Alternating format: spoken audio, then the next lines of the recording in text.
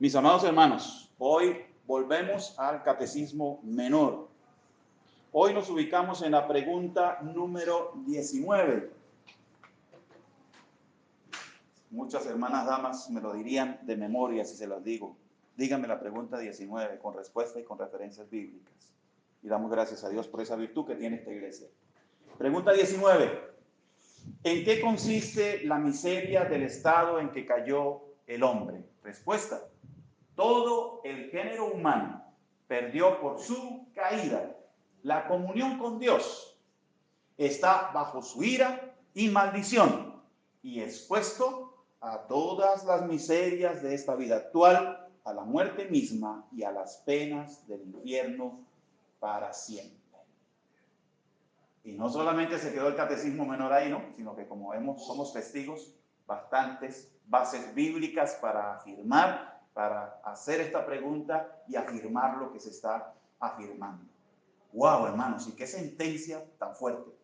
Ahora, el Catecismo Menor no muestra la sentencia tan fuerte, porque el Catecismo Mayor utiliza 3 preguntas. O sea, en el Catecismo Mayor vamos a encontrar la pregunta 26, 27, 28 y 29, haciendo referencia a esta 19 que nosotros estamos abarcando hoy. En otras palabras, hermanos, si nosotros comparamos el Catecismo Menor y el Mayor, quiere decir que nosotros hemos avanzado hasta la pregunta número 29. Porque el capítulo que sigue, lo que sigue en la pregunta 20 y lo que sigue en la pregunta 30 del Catecismo Mayor, comienza a hablarnos de la gracia. Comienza a hablarnos de ese plan de Cristo maravilloso. Pero antes tenemos que pasar por este puente. Y sí, hemos venido desde la pregunta 14, ¿qué es el pecado? Y hoy otra vez tenemos que hablar de pecado y de miseria. Hermanos, cada vez que voy a Cúcuta me conmueve muchísimo un episodio que veo y que cada vez se repite más y más y más. Usted pasa por un centro comercial, hermanos, y ve personas indigentes que están en una miseria absoluta. ¿Sabe qué los arropa a ellos? El polvo, hermanos, de la tierra. Esa es la cobija de ellos. El polvo se viene encima de ellos. ¿Cuántos años, meses, días tendrán sin bañarse? No tengo ni la menor idea, hermanos. Pero sus cabellos son así, tiesos, completamente tiesos, parecen es un alambre. Su rostro ha perdido el color de su piel porque normalmente es un negro opaco, horrible. Usted pasa por cualquier calle de Cúcuta, en su mayoría, hermanos, y lo único que tiene es que observar un poquito la calle y por ahí en algún rincón los puede observar. ¡Qué miseria tan tremenda la de estos seres humanos! Pero si usted se va para el puente, para el canal Bogotá, hermanos, hace unos 10 o 12 años, algún grupo que no fue totalmente revelado quién fue, pasó por todo el canal Bogotá, completamente armado ese grupo, y exterminó vidas miserables de esas personas que estaban allí en el puente del canal Bogotá de Cúcuta. ¿Cuántos recogieron? ¿Cuántos muertos recogieron? Hermanos, no daba abasto y no había una manera de tratar de quitar todo eso tan feo de la ciudad de Cúcuta. Y optaron por caerle a plomo a esas personas. Hicieron una limpieza que ya en el día de hoy, después tal vez de 10 años, no sé hace cuánto ya que sucedió eso, pero yo creo que tiene unos 10 o 12 años. Pero usted va hoy otra vez al canal Bogotá de la ciudad de Cúcuta y va a encontrar comunidades de personas miserables, indigentes. El título del mensaje de hoy, mis amados hermanos, dice: la indigencia espiritual es la peor desgracia de un alma. Escúcheme con atención, he sacado de estas preguntas. Ya le voy a leer la 27, la 28 y la 29 del Catecismo Mayor. Pero grábese esto en la mente. La indigencia espiritual es la peor desgracia de un alma.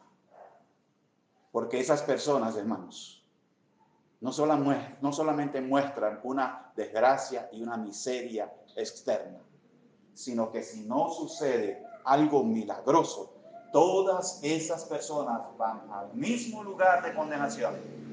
Lo que exteriormente muestran, lo de adentro está todavía más terrible y en peor miseria. Pero lo sorprendente del asunto, hermanos, es que por esta venida y por la venida de su casa, usted también va a conseguir indigentes espirituales. Porque ellos caminan con traje, con corbata, con títulos, pero adentro, hermanos, están en una indigencia peor que la que nosotros vemos en estas personas. Peor que la que vemos en estas personas. Pregunta 27 del Catecismo Mayor dice: ¿en qué consiste la miseria del estado en que cayó el hombre? Respuesta: la caída hizo que el género humano perdiera la comunión con Dios y quedara bajo el desagrado de éste. Así que nosotros somos por naturaleza hijos de ira, esclavos de Satanás y justamente expuestos a todo castigo, tanto en este mundo como en el venidero. Pregunta 28 del Catecismo Mayor: ¿cuáles son los castigos de este mundo? Respuesta: los castigos del pecado en este mundo son en parte lo íntimo, como la ceguedad del entendimiento, un sentimiento perverso, fuerza de engaño y dureza de corazón, horror a la conciencia y afecciones viles. En lo externo, cosas tales como la maldición de Dios a las criaturas por causa nuestra y todos los males que vienen sobre nuestro cuerpo, nombre, estado, relaciones y empleos, juntamente con la muerte misma. Yo voy a hacer un paréntesis aquí, hermano. No voy a desarrollar este segundo punto, pero voy a hacer un paréntesis. Es increíble que la Biblia nos diga que con mamá, que con papá, que con mi jefe, que en mis relaciones de empleo, que todo eso afecta, mi pecado afecta esas relaciones, hermanos. Mi pecado. Es lo que está tratando de decirme la respuesta. ¿Cuáles son los castigos del pecado en este mundo? Pues bien, si te ha costado conseguir un empleo, posiblemente sea parte de que nuestro pecado nos hace difícil conseguir un empleo. Estabilidad emocional en nuestro corazón hace difícil, hermano, nuestro pecado, que nosotros tengamos esa estabilidad. Solo y únicamente es nuestro pecado. Pero bueno, ya lo vamos a extender. Pregunta 29. ¿Cuál será el castigo del pecado en el mundo venidero? El castigo del pecado en el mundo venidero será la separación eternal de la saludable presencia de Dios y los tormentos más graves, tanto en el alma como en el cuerpo, en el fuego de infierno, por siempre y sin intermisión. Nos hace reflexionar esto, hermanos, profundamente, ¿sabe? Debiera hacernos reflexionar esto profundamente. Y si usted y yo estamos convencidos de que somos creyentes, hermanos, si usted y yo estamos convencidos de que somos creyentes, le aseguro que en su corazón debe haber una paz. Porque el Espíritu Santo está diciéndole en esta hora y en este momento: te he librado de todo esto. Te he librado de todo esto. No solamente que te vean como un miserable. Hermanos, esas personas a 2 o 3 metros hieden. Y esas personas, cuando se acercan a algo que se llama sociedad, a pedir una moneda, un vaso de agua, la comida que queda, hermanos. En algún momento en el que estuve en una diligencia, en una oficina, las muchachas que me estaban atendiendo terminaban de desocupar un vasito de ese mango picado y que le colocan un juguito de limón, algo así, no sé cómo es que hace. Allá en Cúcuta lo venden mucho, ¿te lo sabes? Esas muchachas fueron y depositaron en la esquina esos 2 vasos. Y pasó un indigente de esos, de tantos de esos, hermano. Y miró en el depósito de basura. ¿Y sabe qué fue lo que sacó? Esos 2 vasos. Sacó esa persona para sacarle el jugo que quedaba ahí. No sé Se lo llevó y se echó a reír, no sé si en medio de su locura o porque dijo, bueno, aquí hay un desayuno para mí. No sé. Unas cuantas porciones que habrán dejado ahí de pedazo de mango. Si usted es creyente, hermano, hoy está recibiendo el consuelo de saber de que Dios lo ha librado de todo esto. Y es bueno recordar, mis amados hermanos, ¿qué pruebas hay de que yo sea un verdadero creyente? Bueno, yo estuve analizando, hermanos, durante estos días, preparando este mensaje, y estuve analizando, bueno, si primero reconoces que Dios es el Dios grande, verdadero, en tu corazón está verdaderamente el temor de Dios, posiblemente. Esa es una señal de que eres creyente. Si estás atormentando tu carne, hermano, y estás dándole duro a tu carne y no a tu prójimo, sino diciendo, estoy equivocado, reconozco que estoy en pecado, que lo que más natural hago es pecar, y Señor, te pido a ti que perdones. Eso es una muestra y una señal de que tal vez seas un verdadero creyente. Si estás proclamando a Cristo, hermanos, y estás dando buen testimonio de Cristo, seguramente, entonces, eso va a afirmar que tú y yo somos creyentes. Pero, si solamente tenemos un conocimiento, hermanos, si solamente manejamos la Biblia desde el Génesis hasta el Apocalipsis, y simplemente para nosotros es, oh, qué palabras tan poderosas hay aquí, y puedo hacer doctrina de esto y de esto y de esto otro. Hermano, tengamos cuidado porque los musulmanes son millones y millones, y siguieron a un analfabeta, hermanos. Es increíble que cuando Dios ciega el conocimiento de las personas, cuando Dios los ciega porque son necios y tercos, corruptos en su corazón, a cualquier cosa siguen, hermanos. Porque este hombre no tenía ni oficio, no tenía ni profesión, posiblemente no sabía ni leer, y ahora millones de personas siguen su doctrina. Y millones de personas están adorando al fulano Alá, que solo existió en la mente de este tipo corrupto, analfabeta, que no sabía absolutamente nada. Y que en solo 10 años, hermanos, 80,000 personas ya lo estaban siguiendo.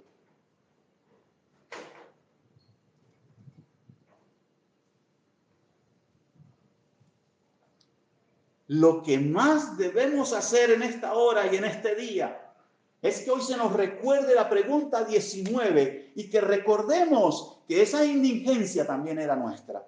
Nosotros estábamos en esa indigencia, nosotros estábamos en esa miseria, estábamos allí. Sin embargo, es recordatorio también para comprobar que es una gran verdad que la indigencia espiritual es la peor desgracia que un alma pueda tener. ¿Por qué razón? Bueno, lo primero que dice la respuesta 19 es porque se perdió la comunión con Dios. Génesis capítulo 3, hermanos, versículos 8 y el versículo 24. Un hermano que pueda, por favor, tener lectura de este capítulo 3, versículo 8, y luego pase al versículo 24 y nos recuerde qué es lo que dice allí. Y oyeron la voz de Jehová, Dios, que se paseaba en el huerto, al aire del día, y el hombre y su mujer se escondieron de la presencia de Jehová Dios entre los árboles del huerto. Y el 24, hermano.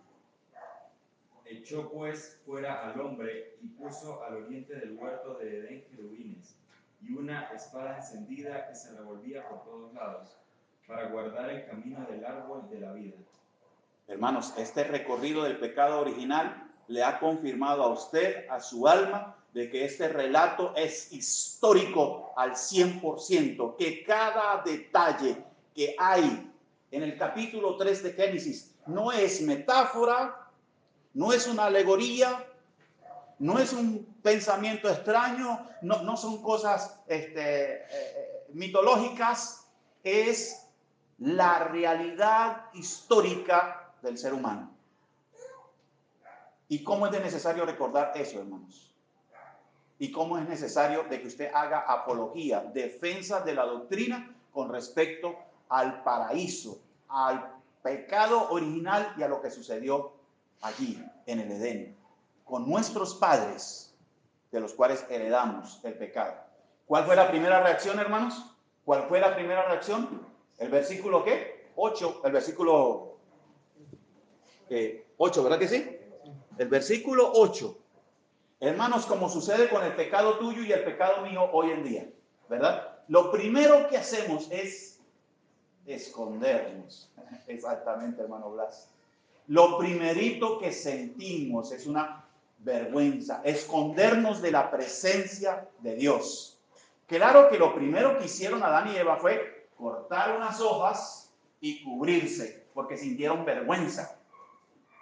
Y luego escucharon la voz de Dios, esa voz que en algún momento del día aparecía para hablar con ellos, para mostrarles comunión, reunión con ellos. Ahora esa voz se volvió una voz temible, al punto de que ellos tuvieron que esconderse. Y usted y yo procedemos igualito, hermano. Igualito. Sentimos vergüenza por nuestro pecado. Qué bueno que sintamos vergüenza por nuestro pecado. Y no que digamos, hice el negocio de mi vida, me encargué de esos ingenuos y ahora me gané $1,000 en esta jugada.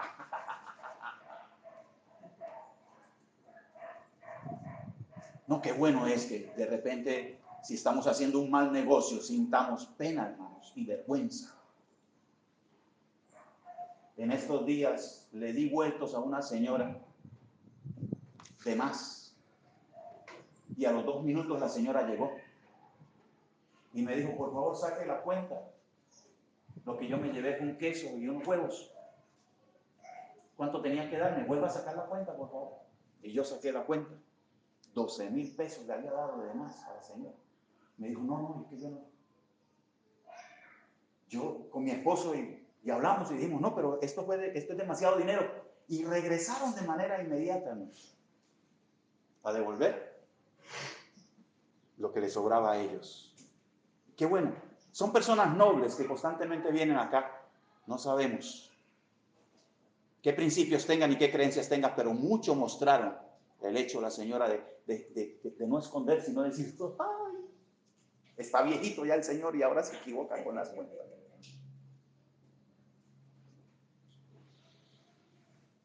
Pero lo que sucede con todo pecado, hermanos, y dos cosas, sentir vergüenza y esconderse, son dos actos que no tienen ningún respaldo.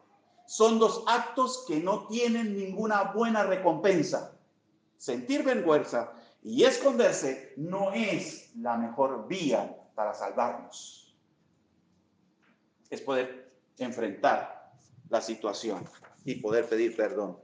Pero lo que normalmente nosotros hacemos es sentir vergüenza y cuando Dios nos habla, inmediatamente escondernos. Es como sucede con todo pecado. Y como resultado, ¿qué es lo que da esto? ¿Qué dio allá como resultado y qué da con el hombre como resultado? Miseria, hermanos. Indigencia espiritual.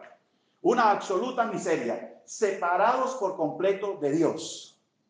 Las personas que caminan por ahí con buen traje, pero que niegan al Dios creador, que niegan el paraíso, que niegan que su papá Adán y su madre Eva le heredaron a él el pecado y que lo niegan, son personas que caminan en una indigencia espiritual y que es la peor desgracia que están viviendo. Que es la peor desgracia que están viviendo. Intentar esconderse de Dios es una acción que jamás tendrá resultado. Intentar esconderse de Dios. No hay ninguna posibilidad para escondernos de nuestro Dios todopoderoso. Es una pena que muchos estén escondiéndose de Dios porque no van a encontrar nada. Echados de la presencia de Dios, a ganarse el pan afuera del Edén. Lejos del árbol de la vida, que por cierto, el árbol de la vida solamente es mencionado allá en Apocalipsis capítulo 22, cuando Dios sane a todas las naciones, o por lo menos a las naciones que Él ha elegido salvar. Y aquí hace referencia Apocalipsis a naciones, a esos pueblos creyentes elegidos por el Señor. allí otra vez. Entonces menciona Juan el árbol de la vida. Pero en el momento en el que se cerró con los querubines, hermanos, allí ya no hubo árbol de vida. Porque es lo que nos dice el versículo 24. Echado de la presencia de Dios, lejos del árbol de la vida, que solamente será accesible en esa nueva Jerusalén, nos lo dice Apocalipsis 22, versículos 2 y 3, que los querubines como siervos de Dios aplican el juicio de Dios y apartan a los pecadores de su presencia. Ángeles, ministros del Señor, apartando a los pecadores de la presencia del Señor. ¿Habrá peor desgracia que esa, hermanos? Que hayan ministros y siervos de Dios apartando a los pecadores de la presencia del Señor.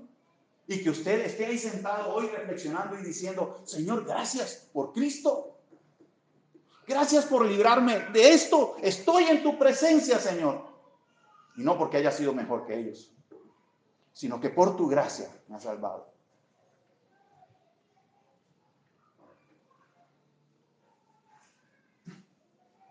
Lo que sigue diciendo la pregunta 19 es que todo el género humano no solamente perdió la comunión con Dios, esa relación amorosa de confianza, sino que también está bajo su ira y maldición.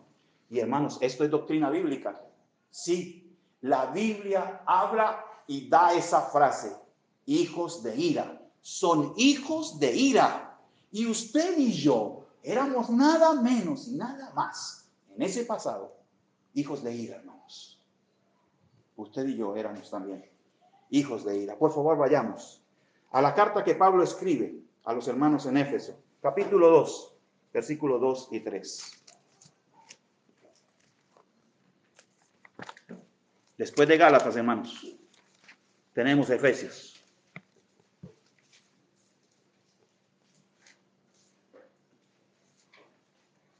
Podemos leer el versículo 1 para recordar. Y Él os dio vida a vosotros cuando estabais recontravivos.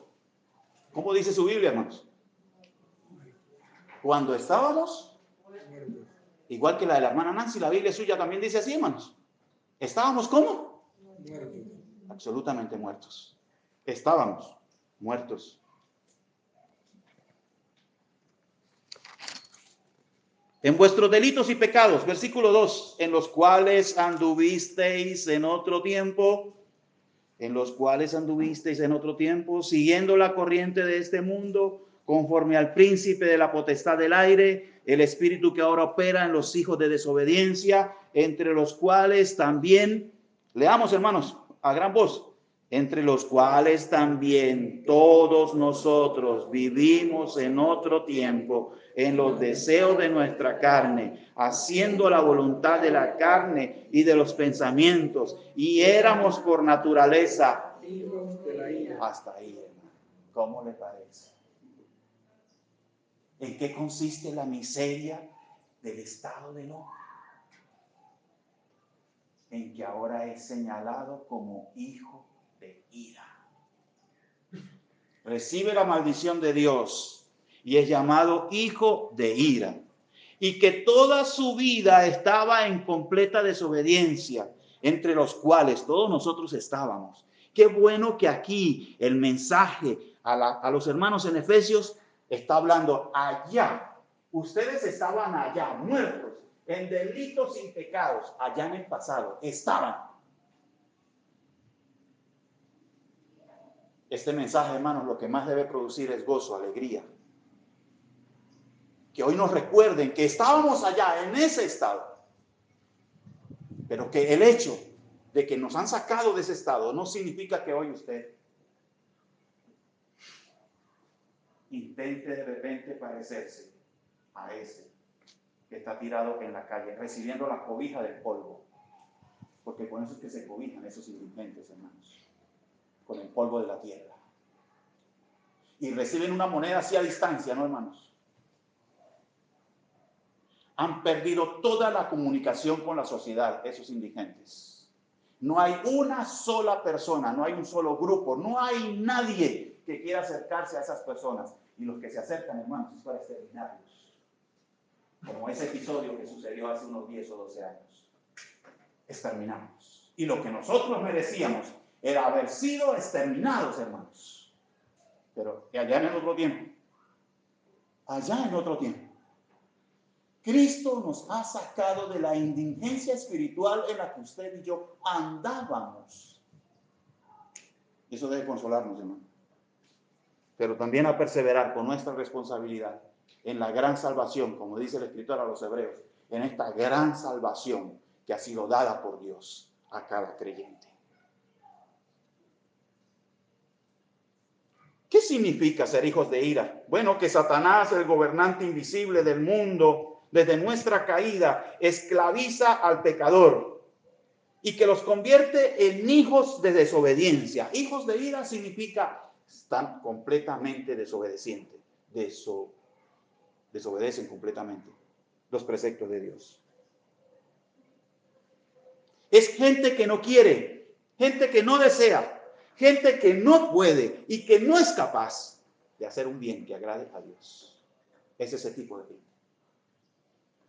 Esos son los hijos de ira. No son capaces, hermanos. No tienen capacidad de hacer algo bueno que agrade a Dios. Esos son los hijos de ira.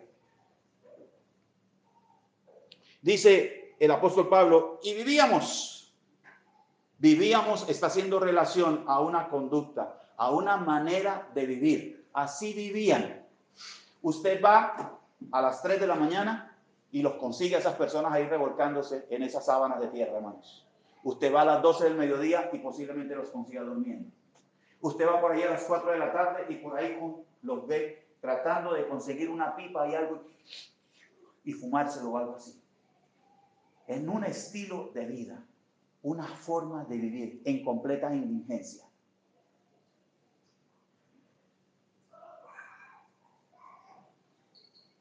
Así es que los pecadores están sujetos a sufrir la ira de Dios. Y escribí en mayúsculas este pensamiento, hermanos, de este primer punto.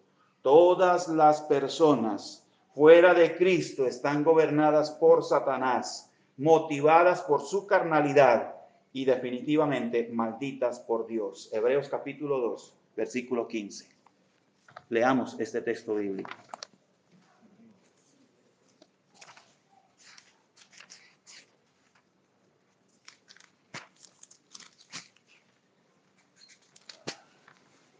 Hebreos 2.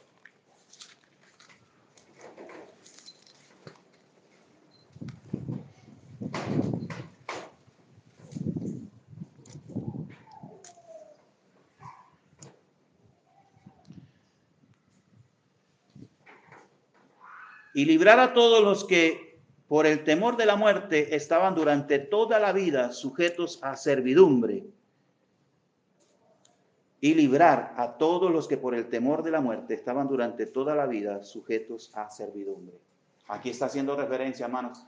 Y sabe qué es lo más triste.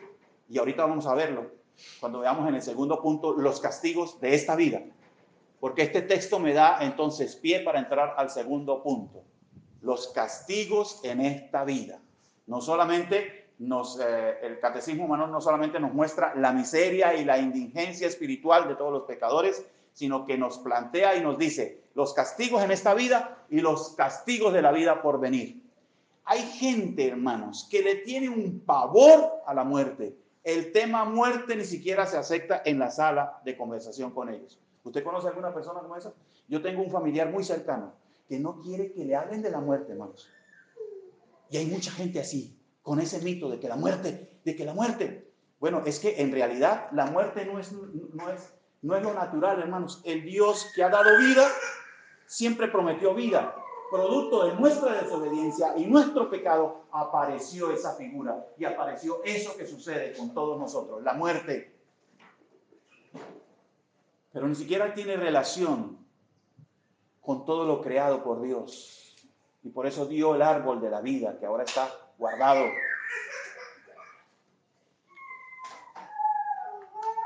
Y aquí nos lo recuerda el escritor a los hebreos. Todas las personas fuera de Cristo están gobernadas por Satanás, motivadas por su carnalidad y malditos por Dios.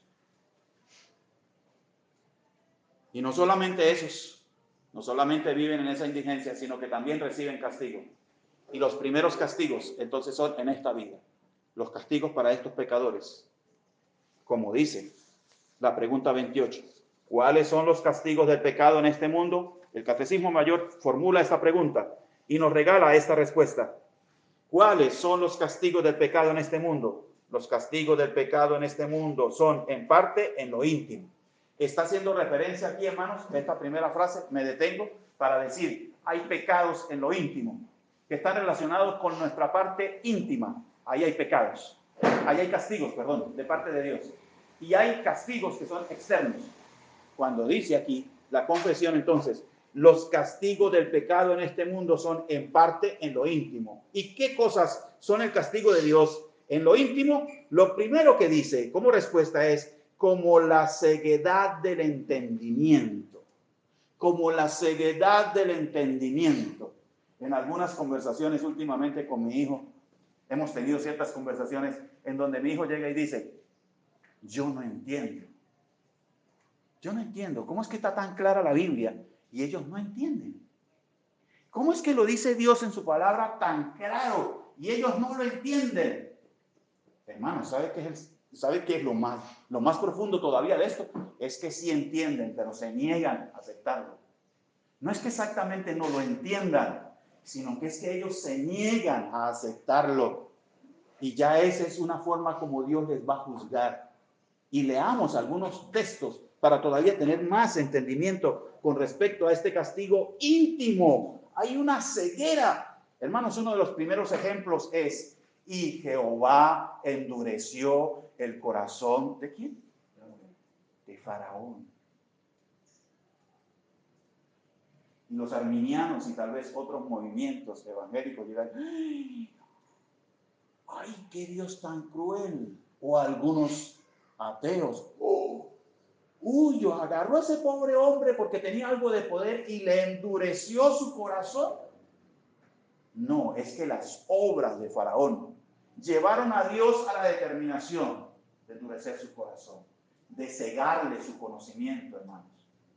Y por supuesto hay muchos pasajes bíblicos, especialmente en Romanos, que todavía aclaran mucho más esta idea que le estoy dando. Pero vamos a leer. Específicamente vamos a leer en en Efesios capítulo 4, versículo 18, por ejemplo. Efesios 4, versículo 18.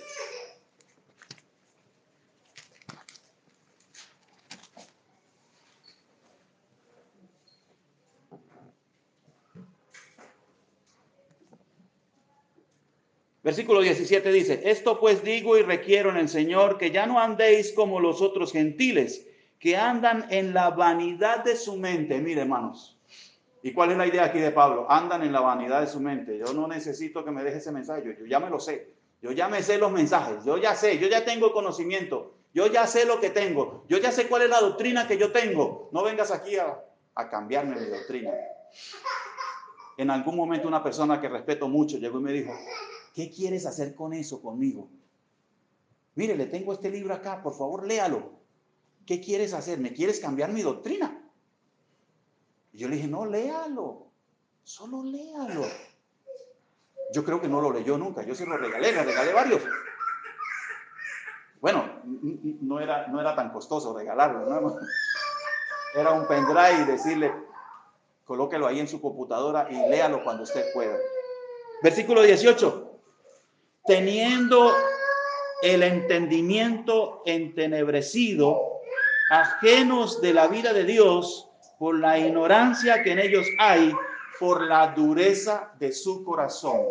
¿Por qué es que no entienden, hermanos? Es por su corazón duro, hermanos, que no lo entienden. O sea, se les da el conocimiento, se les habla, pero la dureza de su corazón no se los deja acercarse al conocimiento de Dios. Por el contrario, lo que hacen es odiar a Dios. Por el contrario, lo que hacen es querer estar separados de Dios. Y cuando eso sucede, hermanos, cuando hay un corazón entenebrecido que no quiere recibir la palabra, pues Dios en su soberanía dice, les endurezco el corazón Y como está establecido en Romanos, desde el 1 hasta el capítulo 3, desde el capítulo 1 hasta el capítulo 3, hermanos, toda esa exposición, entregados al horrible deseo de su corazón, lejos absolutamente de Dios.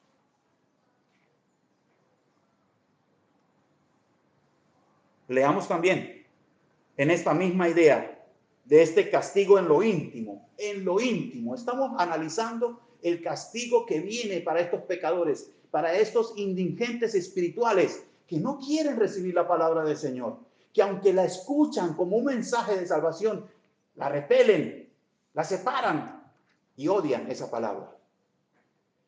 Muchos odian la santidad de Dios, hermanos. Muchos odian la santidad de Dios. ¿Sabe por qué surge ese odio a la santidad de Dios? Porque el corazón está podrido, hermanos.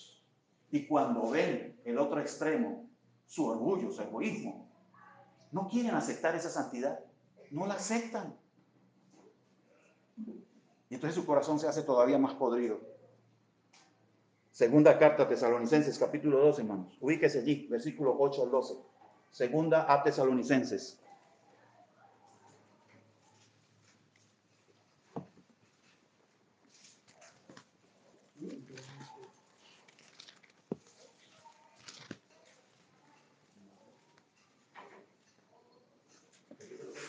Capítulo 2, hermano, de la segunda carta a Tesalonicenses, capítulo 2.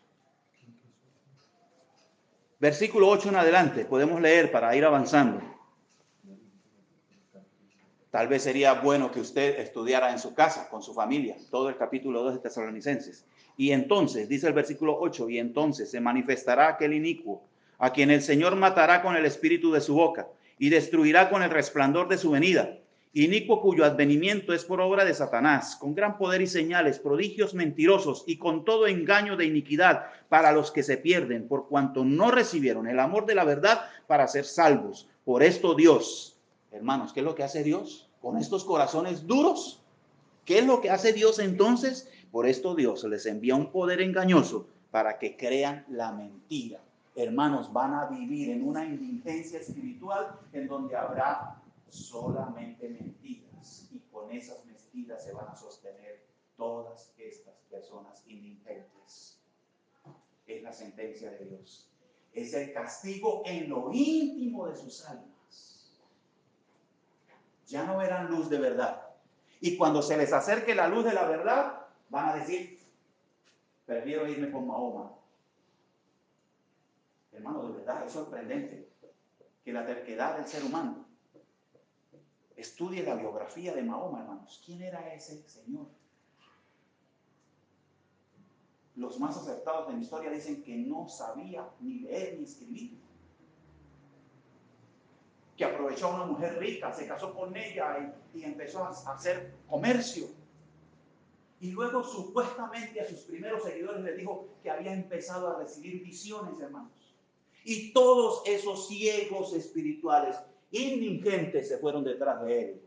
Y en pocos años la multitud lo seguía, hermanos. Pero hay un hecho histórico también, hermanos. Hay una pregunta en medio de esa biografía que nos lleva a la reflexión. Dice, en ese tiempo, ¿qué estaba haciendo la iglesia para que el Islam pudiera haber abarcado tanto territorio? ¿Qué estaba haciendo la iglesia? Hermanos, la mayoría de los teólogos llegan a la conclusión de que la iglesia estaba disputando, estaba orando y deseoso de tener territorios, iglesias fijas, y habían abandonado la palabra, habían abandonado el desear la palabra del Señor. Cuando estamos en fuera de lugar, hermanos, no se vale el gol, ¿verdad que no? Los que sabemos un poquitico de fútbol. En fuera de lugar es en fuera de lugar, hermano. Y puede ser muy hermoso el gol. Y puede haber sido, anteceder puede haber venido de una jugada maravillosa. Pero la ley le dice, está en fuera de lugar. La iglesia estaba en fuera de lugar, hermanos. En ese tiempo en que se levantó y que ahora los seguidores del Islam son millones y millones y millones. Porque la iglesia estaba en el lugar que Dios no le había llamado a que estuviera. Hay un rechazo obstinado a conocer a Dios. Y eso es parte del resultado de que odian la vida santa de Dios, la dureza de su corazón, que es la raíz de la locura del ser humano, ese rechazo obstinado, entonces hacen proceder a Dios para que ya no vean la verdad por ningún lado. Y cualquier mentira los atrae y los seduce. Pobres indigentes, hermanos. Pobres indigentes. Usted y yo, que conocemos la verdad, perseveremos en ella, hermano. No se ha acabado la tarea, ¿sabe? Hoy salgamos agradecidos con el Señor y perseveremos en su palabra. Perseveremos en su palabra, mis amados hermanos. Mientras estaba cantando el Salmo 119, recordé a un hermano que en algún momento nos visitó y de alguna manera lo colocó en la jocosidad y en la burla para decirme y preguntarme, ¿y cómo hacen ustedes para cantar el Salmo 119? Porque no creo que se aguanten a cantarse el Salmo 19 en una reunión de culto, ¿verdad? Y mire, hermanos, pues el Señor nos ha regalado 2 domingos para cantar el Salmo 119. ¿No se ha deleitado usted cantando la palabra del Señor? Amén. Gloria a Dios por eso.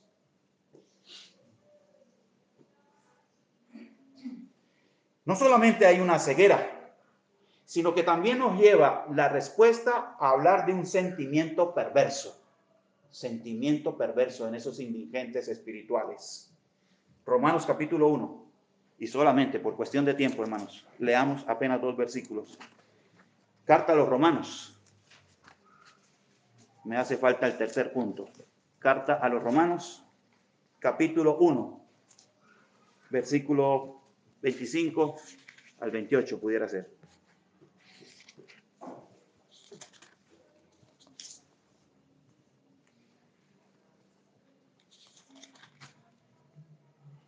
Ya que cambiaron la verdad de Dios por la mentira, honrando y dando culto a las criaturas antes que al Creador, el cual es bendito por los siglos. Amén. Por esto Dios los entregó a pasiones vergonzosas, pues aún sus mujeres cambiaron el uso natural por el que es en contra naturaleza.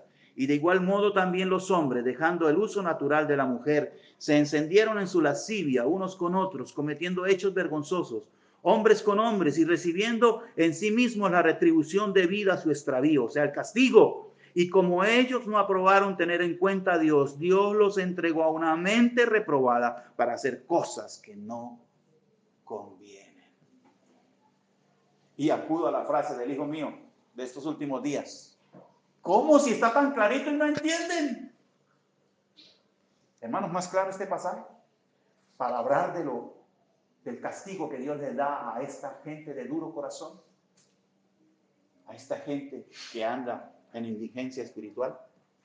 Bien claro está ahí de parte del apóstol Pablo. En lo externo, hermanos, miramos el castigo que Dios les da en lo externo, en lo interno, perdón. Ahora en lo externo. Lo primero que Dios hizo fue crear espinos y cardos. Cuando Dios dijo y terminó su obra de creación, ¿usted se ha preguntado de eso? ¿Ya lo sabía, hermano? El león era así de fiero en la misma creación. Habían espinos y cardos. Las rosas tal vez tenían esos espinos. ¿Cómo hace usted para regalarle? Tal vez el hermano Alfonso le habrá regalado una vez una rosa a su esposa. O tal vez el hermano Alfonso le habrá regalado una rosa. Hay que tener mucho cuidado con el tallo de la rosa, ¿no? Picarle las espinas. Hermanos, cuando Dios creó todas las cosas, la naturaleza misma era buena. El león no comía a otro animal. Había una armonía en esa creación. Producto del pecado, hermanos. Es que nosotros ahora vemos una creación maldita. Y está esperando la redención para hacer una naturaleza como Dios la había creado. En lo externo, entonces, vemos a la creación, hermanos, afectada. Es el castigo externo. Pero también el castigo externo está hacia nosotros, hermanos, como le anticipaba durante el comienzo de esta predicación. Porque el castigo externo no solamente es la maldición a la creación, hay enfermedad que es producto del pecado. relaciones familiares que no funcionan, relaciones sociales que no funcionan, producto de tu pecado y el mío. No de la persona con la que estoy viviendo, es del mío, hermanos.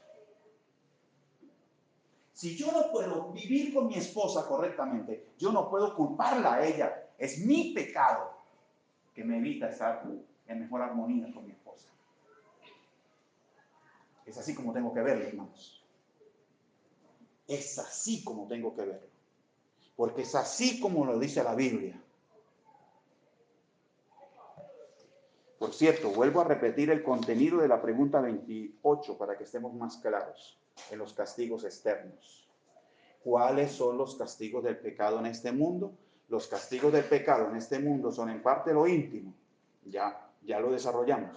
En lo externo, cosas tales como la maldición de Dios a las criaturas por nuestra causa, y todos los males que vienen sobre nuestro cuerpo, nombre, estado, relaciones y empleos, juntamente con la muerte misma.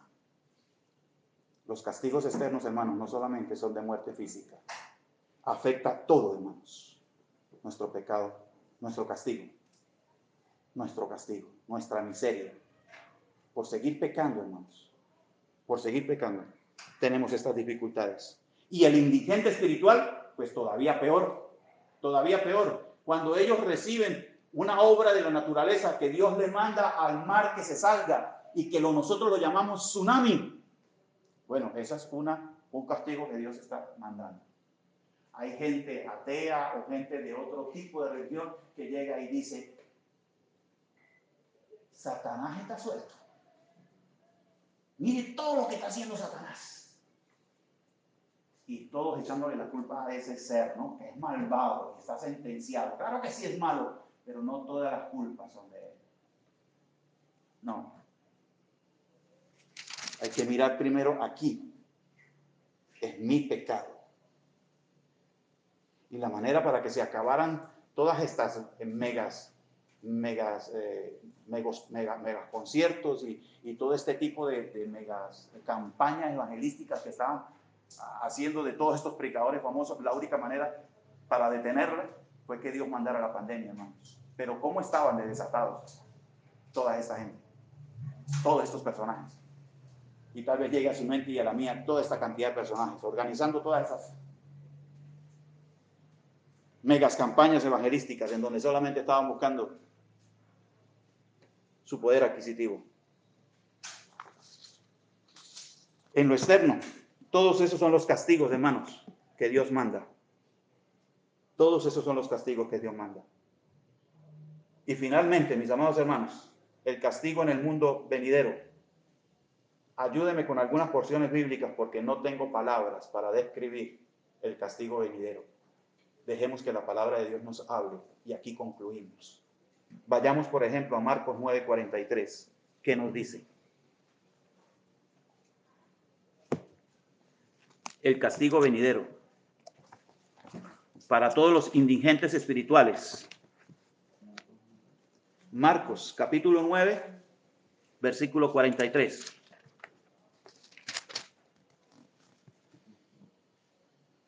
Si tu mano te fuere ocasión de caer, córtala. Mejor te es entrar en la vida manco que teniendo dos manos ir al infierno, al fuego que no puede ser apagado. Hermanos, a los creyentes es bueno que podamos identificar qué es lo que está impidiendo una buena relación con el Señor, estar bien en la presencia del Señor.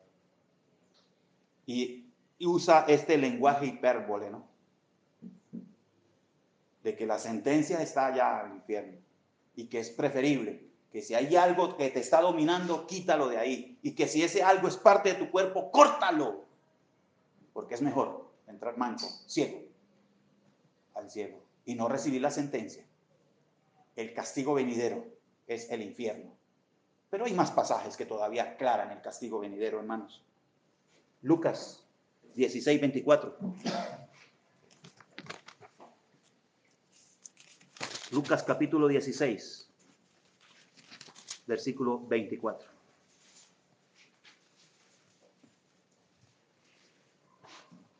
¿Recuerdan la historia?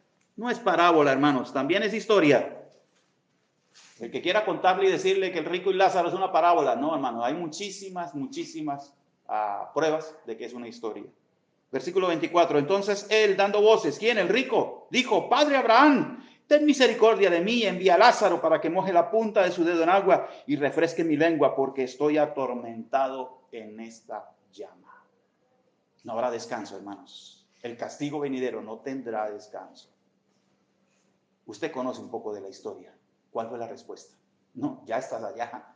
Hay una cima, que por cierto no es con C, para que haga la diferencia. Cima. Una separación inmensa. Ya no hay manera de un puente. El que está en el infierno está en el infierno. Y el que goza de la presencia de Dios está gozando de la presencia de Dios. Pero sigamos mirando. Mateo 25:41.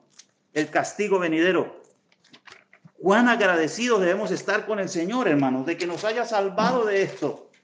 Por eso nuestra responsabilidad de poder guardar esta salvación tan grande. Mateo 25,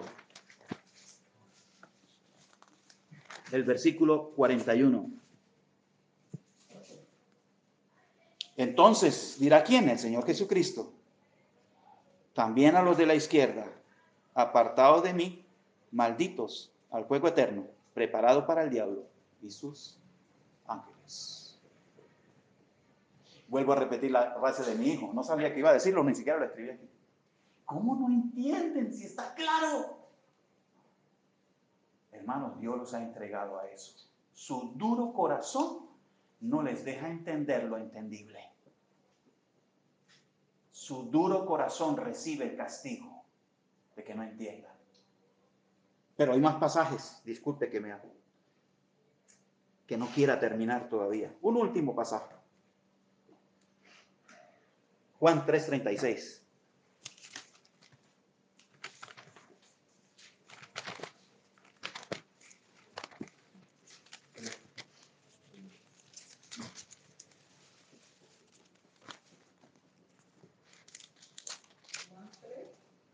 El versículo 36, hermano. El que cree en el Hijo tiene vida eterna, pero el que rehúsa creer en el Hijo no verá la vida, sino que la ira de Dios está sobre él. La ira de Dios está sobre él. Hermano, le invito a estar de pie, por favor. ¿Cómo no? Pongámonos aquí, hermanos. El jueves en la tarde, nos visitó, quise dejar este testimonio, o quise dejar esta anécdota como parte de la aplicación. Coloqué aquí, entre comillas, allí ya no se predica del pecado. Una persona que conoce del Evangelio, que junto con su esposa tienen una labor allí en el Instituto Bíblico, vinieron a hacer alguna compra acá. Y mi esposa los atendió, o mi esposa lo atendió, vino él solito. Mi esposa lo atendió. Y comenzaron a hablar de cosas externas que se hacen, ¿no? Parece ser que empezaron a hablar de que un pastor había llamado la atención porque el hermano se estaba tomando una cerveza y que él habló de alguien que los invitó a su casa y que tenía una botella de whisky, qué sé yo, así fue el contexto, ¿no? Pero este hermano llevó la conversación, porque mi esposa solamente le estaba prestando atención, y este hermano llevó la conversación a decir que ahora en las iglesias, y en la iglesia a la que él va, ahí ya no se predica del pecado. ¿Y sabe qué añadió a esa frase? Dijo, ahora los pastores lo que hacen es que le cuentan cosas bonitas y agradables para que vivan felices y contentos, pero hace tiempo que no les predican de pecado. Y su conclusión, más o menos en palabras mías, parafraseando la idea, le dijo a mi esposa, ¿y cómo van de mal? ¿Y cómo van de mal? Porque de paso la iglesia ahora la están dominando 2 personas nada más. Y bueno, agregó otras cosas más. Hermanos, qué bueno que el Señor cada rato nos recuerde que delante del Señor todos somos pecadores. Qué bueno es recordar que Cristo, que cada domingo nosotros recordemos que Cristo ha sido el que nos ha acercado a Dios. y que ahora Él nos encuentra justos y hijos de Él. Pero qué importante es tener los pies fundamentados en la palabra del Señor.